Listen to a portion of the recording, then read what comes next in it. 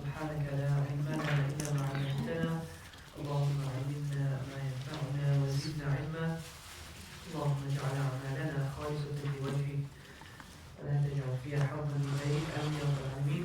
السلام عليكم ورحمة الله وبركاته. وعليكم السلام ورحمة الله وبركاته. إن شاء الله as you remember today, Alhamdulillah, we start with praising Allah subhanahu wa ta'ala. We praise to Him. We ask Allah subhanahu wa ta'ala to send the abundant salutations on our beloved Nabi Muhammad sallallahu alayhi wa sallam. Once again, I thank Allah subhanahu wa ta'ala for the His favors He has bestowed upon us, allowing us to have woken up this morning, allowing us to have the roof of our heads, our limbs intact, being able to see, being able to hear, being able to speak. The gift of Iman, which is the sole right of Allah subhanahu wa ta'ala, allowing us to be part of this ummah. Of the Prophet Muhammad sallallahu alayhi wa sallam. As we say, Alhamdulillah, alladhi ahyana ba'dama amatana wa ilayhi nushur. May our return to it be a beautiful one. We all want to take maximum benefit from today's class. Also, belated Eid Mubarak to everybody. Allah subhanahu wa ta'ala accept the sacrifices and the efforts. So many lessons to learn from the legacy of Ibrahim alayhi salam. And subhanAllah, we currently doing the Surah Hajj, which is directly connected to his legacy. I think I want to mention one or two important things that we can take from his legacy in connection to the Surah as well. Where Ibrahim alayhi salam was able to, as Allah subhanahu wa ta'ala says in the Quran, Surah Baqarah, وَإِذِ ابْتَلَى إِبْرَاهِيمَ رَبُّهُ بِكَلِمَاتٍ فَأَتَمَّهُنَّ. Ibrahim alayhi salam was tested. Whatever command Allah subhanahu wa ta'ala tested him with, he passed the test. And we know the ultimate test that he was tested with was his beloved son. After so many years of wanting a son, at the old age he's given a son, and finally Allah subhanahu wa ta'ala was to see the attachment. Are you more attached to your son, or are you more attached to my command? And he was able to make the ultimate sacrifice. Sometimes we got our own attachments, and those attachments can deter us from fulfilling our commitment to Allah subhanahu wa ta'ala. May Allah subhanahu wa ta'ala has the ability to overcome it. Like Ibrahim alayhi salam made that sacrifice, may we make the necessary sacrifices as well. Then number two, something interesting is to sacrifice your son doesn't make any logical sense. Logically, it doesn't make any sense to sacrifice your firstborn, your most beloved, to sacrifice a human being. Yet Ibrahim alayhi salam, being very intelligent, because Allah subhanahu wa ta'ala speaks about how he debates with certain people. The Quran always explains how he is able to articulate himself in a very, very wise manner. He didn't respond to Allah subhanahu wa ta'ala in the sense of saying, "Ya Allah, but this doesn't make sense. Logically it doesn't make sense to me." Rather, he fulfilled the command of Allah subhanahu wa ta'ala. Many times we're going to find that something of this deen, if it's authentically shown from Quran and Sunnah, we can't have that debate that logically it doesn't make sense. Sometimes we're not going to understand. There's always wisdom in the command of Allah subhanahu wa ta'ala, but we might not always understand it. The first thing is to submit. Ya Allah, I submit, I don't understand it. Hopefully you're going to show me the wisdom of this at the next stage. And that we learn from Ibrahim alayhi salam. Something beautiful that Abu Bakr said when he was, this topic of logic came up. He says, if this deen was based on logic, then we would wipe the khuf. We would wipe the khuf from the bottom, but rather the sunnah of Rasulullah was to wipe it from the top. You're walking on your khuf, so you're supposed to clean it from the bottom, is it? But the sunnah is to wipe it from the top. So there's certain things that we're not going to understand. Like I said, if it's authentically shown from the Quran, authentically shown from the sunnah of our beloved Rasulullah, we're not always going to understand, but it is our duty to try and submit towards the command of Allah. And this is what Ibrahim alayhi salam did. And our submission is not to cut the throats of our son. Our submission is on various levels. So what is happening now is this. There's a trend, it's called modernity, and there's this group of modernists basically, and they look at the ayat and they say, no, this is for back in the days. We need to relook at this and change, what the meaning of it, and then give a different interpretation for it. Also, the feminists, there's a group of feminists who say no, but these verses don't make sense, so we can't apply this in our time. We need to relook at it and do it. And that's the trend. And sometimes you find yourself in conversation with these people and they make a lot of logical sense. Logical sense, and you can fall into their trap.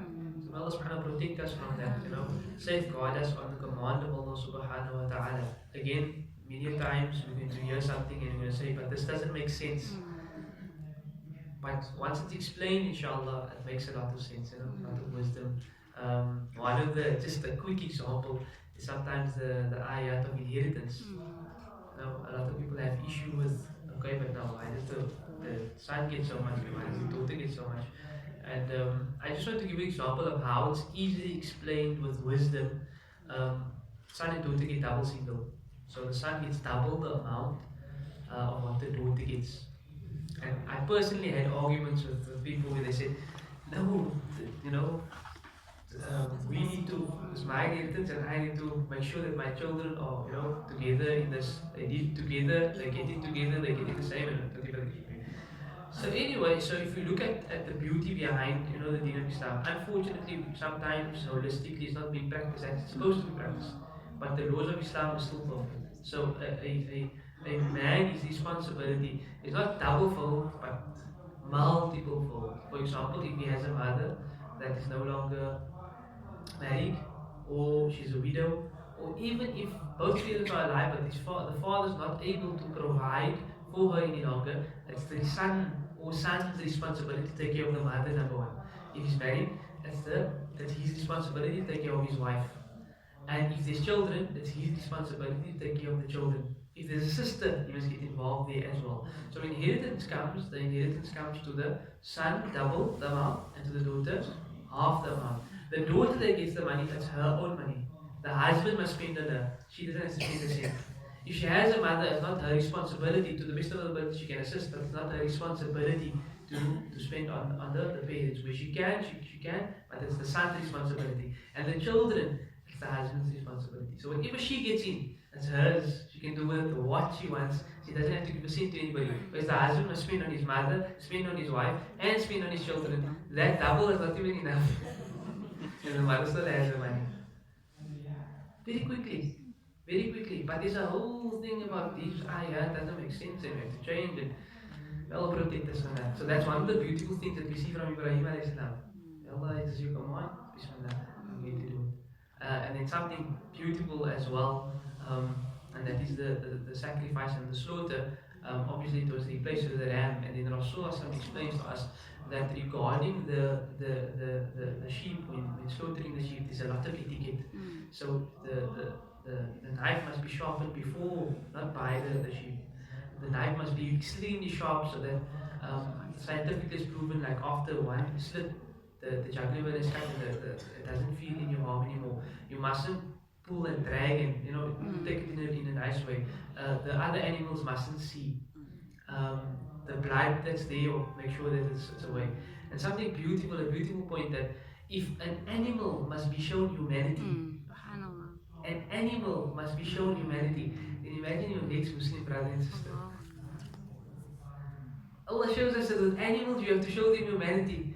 Imagine with our ex-Muslim brother and sister and the rest of humankind. So some of the beautiful lessons that we learn from the legacy of Ibrahim alayhi salam, and may we continue taking benefit from it. So some of the verses that we discussed previously, probably last week, 2 weeks ago and the week before that, where Allah subhanahu wa ta'ala firstly discusses how certain individuals, were they to be given authority in the land, were they given ease, were they given no oppression, they would establish Islam. They would ensure that their salah is being made. They would do everything that is necessary. And something important to note is, alhamdulillah, most of us have the freedom. Whilst having that freedom, what are you doing with it? Are you using it in a way that's going to be beneficial for yourself? I'm talking about beneficial for yourself, where your deen is concerned, beneficial for yourself, where the akhirah is concerned, and then ensuring that your family and everyone that you are able to is on this particular path. Then another verse that we did, Allah subhanahu wa ta'ala kind of explains who are those that are going to do that. Verse number 46, أَفَلَمْ يَسِيرُوا فِي الْأَرْضِ, have they not traveled in the earth, فَتَكُونُ لَهُمْ قلوب يفقهون ويعقلون بها. Have they not traveled in the earth so that they can have hearts that they understand with? أو آذان يسمعون بها, and ears that they hear with. And then Allah subhanahu wa ta'ala says, فَإِنَّهَا indeed لا تعمل أبصار, it's not the eyes that are blind, ولكن تعمل قلوب التي في الصدور, rather it's the heart that has become blinded. You know? So you see the world according to the window of your heart. If your heart has everything else other than Allah, then that's all you're going to see. And if those false attachments is removed and Allah subhanahu wa ta'ala is going to be there, you're going to see the world from that window. And that's the kalima, so important. Allah subhanahu wa ta'ala told the Sahaba, Akthiru, often say, La ilaha illallah. La ilaha is first negation, and it's connected to the heart. Remove all negatives, there's no deity, there's no false attachment, there's nothing there, illallah, except that Allah subhanahu wa ta'ala remains. And then you will see in this particular light. So, verse number 47, أعوذ بالله من الشيطان الرجيم, بسم الله الرحمن الرحيم, ويستعجلونك, and they seek to hasten. استعجل يستعجل. استعجل on the 10th bar. What is the speciality of the 10th bar? To seek. So they're seeking, there are people that are seeking, يستعجلونك, you, from you, or Muhammad بالعذاب, with this punishment. So you're promising that one day there's going to be a day of Qiyamah, and that this is going to happen, and that's going to happen. So bring us, show us, we want to see what you're talking about. And this is how people used to taunt Rasulullah all the time. You're talking about this day of Qiyamah, you're talking about this day of Hisab, you're speaking about this and that and this and that. Now bring it, we want to see it. Stop talking and do. Sure. Can you imagine this type of attitude? Subhanallah. And yet Rasulullah says that we won't be able to handle the punishment in Jahannam. That the person will be the lightest punishment, he will stand on coal. And the coal is so hot that it causes his brains to boil. How can you imagine that? That is just like crazy. So people are hastening, okay, you're talking about it, so bring it to us. May Allah subhanahu wa ta'ala protect us from that. And then Allah subhanahu wa ta'ala says, Walan. Lan means never ever. Walan yukhlifallahu or yukhlifallahu wa'dahu. Allah never breaks His promise. What is Allah's promise? You're going to have a certain amount of time. Through that time, you need to earn your Jannah. I'm not going to bring it any closer. I'm not going to take it any later. Everything has been set for you. Through that, you need to earn your Jannah. And the time that you're given is set, the day of Qiyamah is set, everything is already set. You just need to do your part. So don't hasten anything. Your time is going to come. When your time is come, when your time needs to come, it will come. Don't hasten anything. And Allah is not going to go against His promise. But then Allah subhanahu wa ta'ala gives reference to what the day of Qiyamah is going to be like. So this that you're hastening, when it does come, you're going to be in shock. وَإِنَّ indeed for emphasis, يَوْمًا a day, عِنْدَ by رَبِّكَ, by your Lord. So the day of Qiyamah, what's it going to be like? Allah is giving description here. Ka, it's like, ka, alfi, 1,000, sanatin, years, mimma, from that which, ta'uddun, you are counting. So what does this mean? Allah subhanahu wa ta'ala says, like our day is a 24-hour day, the day of Qiyamah, one day, which is one day, is going to be like 1,000 years of your time. 1,000 years of your time. Can you imagine the intensity of that one day? That you're standing there, and from the beginning of mankind, not even from the beginning of mankind, because before Nabi Adam was jinn. From the beginning of jinn kind, up until the last person that ever existed, they need to be reckoned with. And you're waiting in line. SubhanAllah. And either you're going through the torment of the day of Qiyamah, like Allah subhanahu wa ta'ala speaks about, يَوْمَ يَفِرُّ الْمَرْءُ مِنْ أَخِي, today that a person will run away from his own brother. وَأُمِّهِ وَأَبِيهِ, he's going to run away from his mother, he's going to run away from his father. وَصَاحِبَتِهِ, his close companion. وَبَنِيهِ, his own child is going to run away. لِكُلِّ امْرِئٍ يَوْمَئِذٍ شَأْنٌ يُغْنِيهِ, he's got his own matter that he's worried about. Aisha radiallahu anha was told in the hadith that everyone's going to be resurrected naked. So Aisha said, but now, won't we see each other? And, how can we be resurrected? Rasul says the day is going to be so intense that nobody even knows that you're naked. You've got your own worries that you're worried about. Now imagine 1,000 years in such a state. What are you hastening? That's all Allah subhanahu say. What are you hastening? You're hastening this? Make your life right first. When that day comes, then inshallah there should be ease. Because the ease, there are those that are going to have ease on that day. سبعة يظلهم الله في ظله يوم لا ظل إلا ظله. 7 categories of people that's going to be at the shade and the Allah shade. There is no shade except His shade. And you're going to be reclining and enjoying and relaxing and no torment and no horror. Allah make us of those. And you sit back and it's like the rest of Qiyamah is a movie to you. Like you're watching Armageddon or something, or horror movies. You're watching a horror movie because you're not affected by the horrors. This can happen. So one day, by the count of your Lord, is like 1,000 years of your days.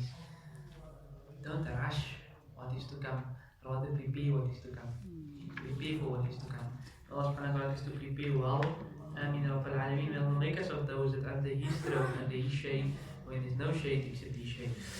So, وَكَأَيٍّ, and how many min qaryatin, of a city or a village, amlaytu, we have given respite laha, to it. Wa, this wa'ul haliya. Wa'ul haliya means whilst. So the city, we've given them extension, we've given them time, we've given them.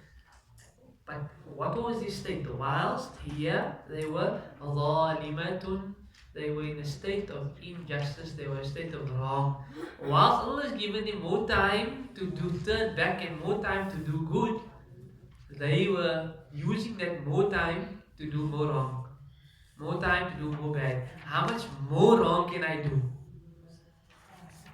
Just something interesting is that every nation that came, every generation that came, the prophet that came to them, they had a particular problem, a very specific problem. So, and Nabi would come, and the problem that they're dealing with is, they were, for example, where business was concerned, the way they did business was totally out. So the messenger came, there's an Allah, please remember, do the thing right. وَيْلٌ لِلْمُطَفِّفِينَ. This is the surah that discusses that. Then the next, next prophet comes, the next generation, and he gives them advice on their problem. Look here, what we're busy with, we can't do this, stay away from this. Then the next one comes, Nabi Lut's time, guys want to be with guys, this is not going to work out. But what happens is every generation has a specific problem that is the overriding problem. There's obviously small other things, but as a result of them giving 50, 70, 100, Nabi Nuh's case, 950 years, eventually they have to be taken away so the new generation can get a fresh start. So what happens is the city is destroyed. Give the rest of the people a fresh start. Now in our time, every single problem that ever existed is here. So now it's not, okay, a distraction and a new start. No, now it's Qiyamah. Sure. Now it's Qiyamah. Because when everyone went through, generation after generation, had a problem, we gave them a fresh start, gave them a fresh start, gave them a fresh start. Now everything is here. Okay, now go fresh start. Subhanallah. Subhanallah. So, how many villages, how many of a city, we gave them respite, but whilst they were in a state of wronging themselves, ثُمَّ أَخَذْتُهَا, then we took it, then we seized it, وَإِلَيَّ الْمَصِيرِ, and to me, إِلَيَّ, to me, al-Masir is the return, is the destination.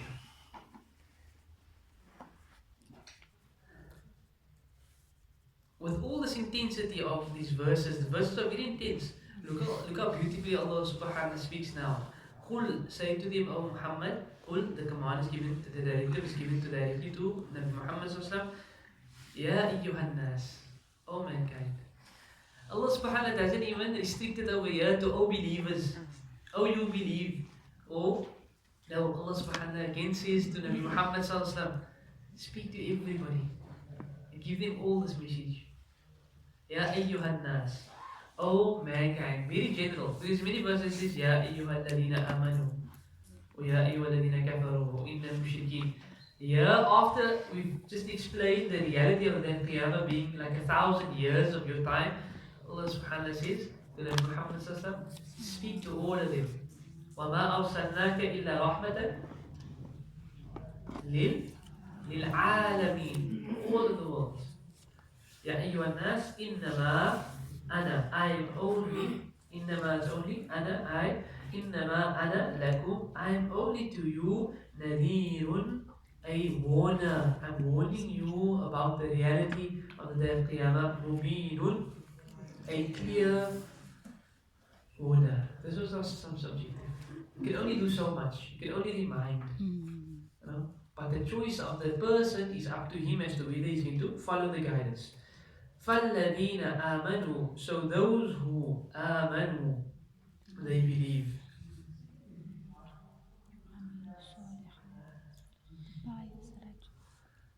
وَعَمِلُوا الصَّالِحَاتِ, and they do righteous or good actions. لَهُمْ, for them is مَغْفِرَةٌ, forgiveness, وَرِزْقٌ, and sustenance, كَرِيمٌ, noble or generous sustenance. And so this is basically our path that we need to take. It's Iman coupled with good action. We often mention this, that the two cannot be divorced. The two cannot be divorced.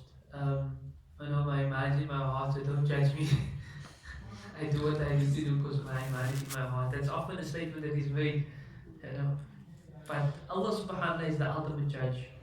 Not we don't judge. Allah says that you have Iman in your heart, like the heart. What the heart pumps the blood through the rest of the body so that the fingers can work and the eyes can work and everything can work. The Iman is going to pump through the body from the heart and it's going to show the limbs.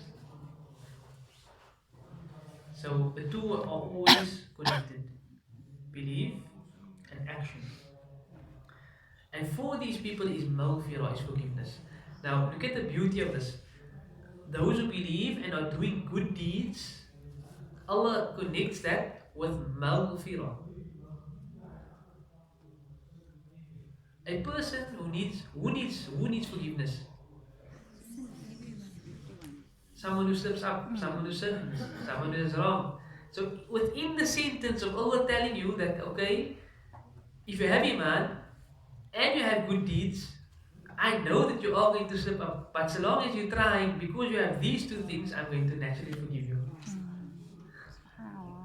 Amazing, eh? It's not as if Allah expects you to be a malaika. No, He doesn't expect that.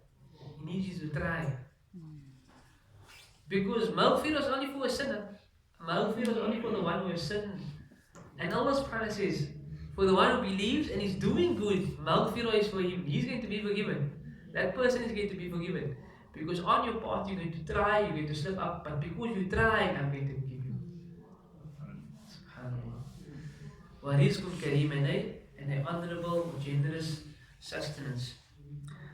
وَالَّذِينَ, and those who, so those who, they are those who do the opposite of this. وَالَّذِينَ سَعَوْا, they strive, they try. فِي آيَاتِنَا, Sa'u is actually in the past tense. So they strove. So the end result is they're coming there now and it's shown, their actions are shown. You were going against us, you were going against our signs. Fi ayatina, regarding our signs or our verses. Mu'ajizin. Ajiz means to try to render it ineffective.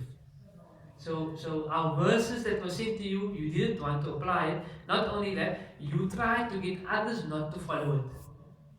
You didn't want people to benefit from the ayat. You tried to get people off the deen or off whatever they are doing. What about them? Ulaika, those ones, those are Ashabul Jahim. They are the companions of Jahim. Jahim is one of the names of the fires of Jahannam. So this verse shows something very important.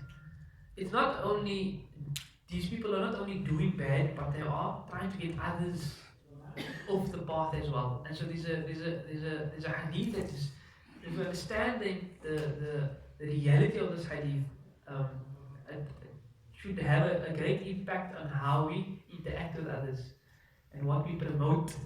Because Rasul says, whoever starts a good sunnah, man sanna sunnatan hasanatan, meaning something good, anything good, and someone follows that good, then he will get the reward of that person doing that good as long as that person does good.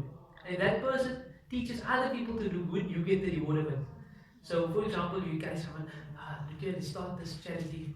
So you give charity, so someone else joins in the charity. So he's giving charity and he gets others to do charity. As long as that people are continuing doing the charity, you're getting the reward of that. That's now there's like a sadaqatul jariyah where you pass on and the investment continues. But the Rasul in the same hadith says, Man sanna sunnatan sayyah. Whoever starts something bad, whoever starts something bad, so you got someone to do something wrong. And as a result of you getting that person to do that wrong, they're addicted now. Just take the first step, man. There the person's addicted. There the person tell other people also, come, get onto the bandwagon. And at the end of the day, you are responsible for him and all the people that follow him because you encourage that person to do it. So it's very, very serious, what we promote and what we don't promote. And sometimes we say something in jest, but as a result of that jest, you get the person off that good thing that he's doing. And many times when you start your journey coming onto the right path, then you have all the issues and all the problems that everyone is against you. Your own family is against you, this one is against you. You want to be a mu'alima now. You're pious, silent. What is going on with you now? You named every name under the sun. And if you can't handle it and you buckle, then you just give it. We all experience it, If you're unable to handle that pressure, and you give in and you go back to your old ways. So Allah subhanahu wa ta'ala grant us the strength. You must understand that is the test. Why am I doing it? Am I doing it for people? Am I doing it for Allah's sake? If I'm doing it for Allah's sake, I'm going to carry on. But if I'm not doing it for Allah subhanahu wa ta'ala's sake, and I'm doing it for people, then I'm going to turn away. So it's very, very serious, when someone gets someone to do something wrong, or gets them off of doing what they were doing that was right. You're responsible for those actions. Allah subhanahu wa ta'ala protect us from that.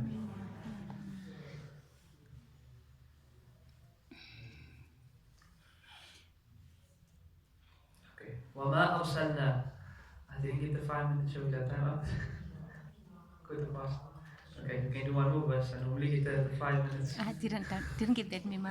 وَمَا أَرْسَلْنَا. And we have not sent مِنْ قَبْلِكَ from before you مِنْ رَسُولٍ any messenger وَلَا نَبِيٍّ any prophet إِلَّا except إِذَا تَمَنَّى when he wished, meaning when he tamanna was to give the advice, to recite the verses, to advocate good. Alqa, when he did this, Alqa, to cast shaitan would cast fi umniyatihi, in it his desire, in it some misunderstanding. So the prophets would come and they would give the message, and shaitan would be there waiting to influence whatever the person hears. I've often mentioned that Allah subhanahu wa ta'ala says, وَإِذَا قَرَأْتَ الْقُرْآنَ فَاسْتَعِذْ بِاللَّهِ مِنَ الشَّيْطَانِ الرَّجِيمِ. When you read the Quran, seek protection from shaitan the cursed. I mentioned 2 important reasons why we do that. Who remembers? Seeking protection when reading the Quran.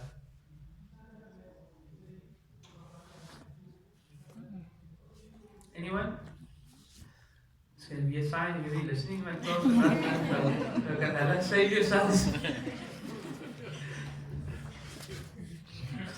Can't remember. Okay, do you remember? So that we don't misinterpret what we Alhamdulillah. Someone say it together.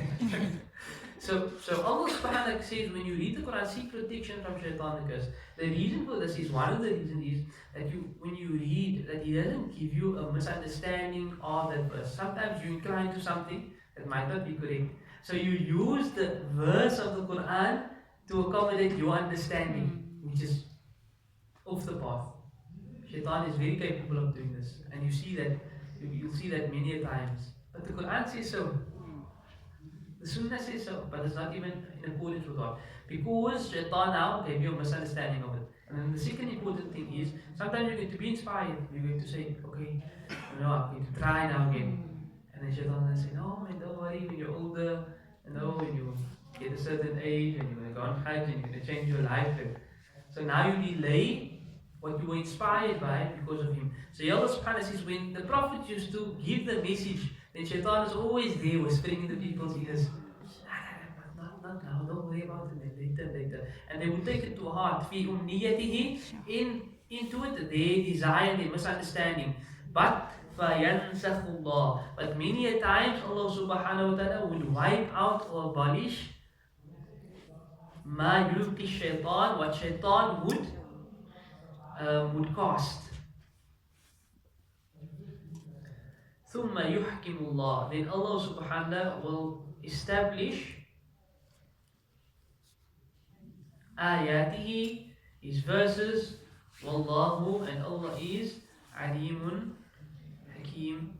Allah is the most knowledgeable, most wise. And so the reality of shaitan being present and trying to mislead us is very real. Often we don't realize it because we don't see him. But the last surah of the Holy Quran speaks about there's going to be waswas, whisperings, and it's going to be from two parties. Min al jinnati, from jinn kind, but also from nas. So you're going to be on the spot, you're going to try, and then shaitan is whispering to you already, don't. And then people also come. And then because both of them now took you on, you can't handle it. But Allah subhanahu wa ta'ala reminds shaitan is there. Protect yourself from him. Seek protection by Allah subhanahu wa ta'ala. Hold on to Allah subhanahu wa ta'ala. Allow yourself to break through that barrier. And many a times when you do, then eventually they start laying off. Many times when they do, then sometimes they even come on board with your journey. The Allah subhanahu wa ta'ala grants us the strength, inshallah, to overcome our shortcomings, our weaknesses, connecting ourselves to the legacy of Ibrahim alayhi salam. The pelting that happens was because when Ibrahim alayhi salam was about to make the sacrifice, then shaitan came to him. You sacrifice your son? Seriously? Your child that you're waiting for so long? And Ibrahim alayhi salam threw away. And he went further, he came again, and every time Ibrahim alayhi salam threw something at shaitan. And that's symbolic of that when you go on Hajj, that you're pelting shaitan out of your life. So if you're on Hajj, you pelted shaitan out of your life, stop letting go, sit to you now. Okay, we end on that note, inshallah. Jazakallah khair. Wa akhir da'wana, alhamdulillah.